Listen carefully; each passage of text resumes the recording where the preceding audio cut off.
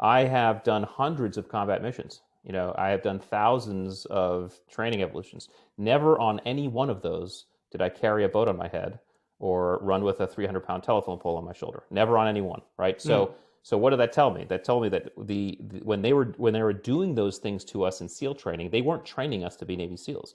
What they were doing, they were making us do things to tease out innate qualities to see if we could do the job. So there's a difference between you Ah. know how to do the job or can do the job. They weren't training us on how to do the job. They were seeing if we could do the job. And could and how is the difference between skills and attributes.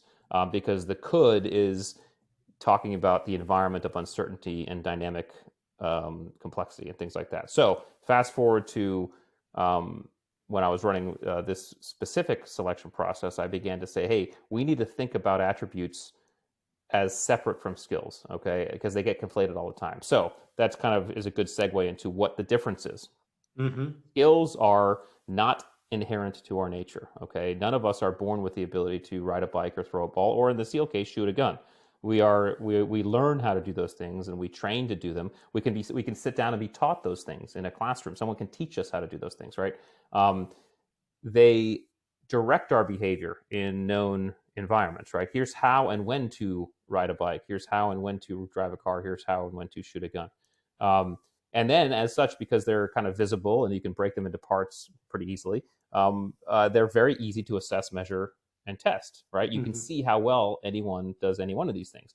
And this is exactly why the statistics game is so predominant in the sports industry. I mean, you can take Mm-hmm. stats and you can measure almost everything because sports is predominantly skill.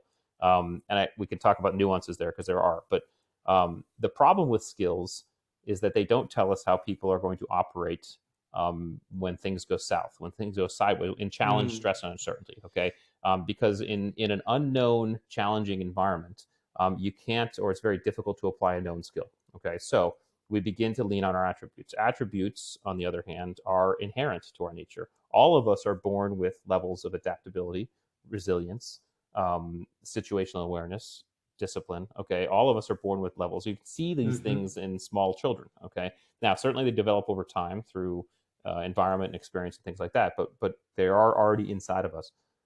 They also inform our behavior rather than direct it. Okay, they tell us how we're going to show up to a situation. So the levels the levels of adaptability and perseverance and resilience that my son has informed how he showed up when he began to learn how to ride a bike and he was falling off a dozen times. Okay, Yeah. so they inform our behavior, and then because they're hidden, they're running in the background, they're hard to see.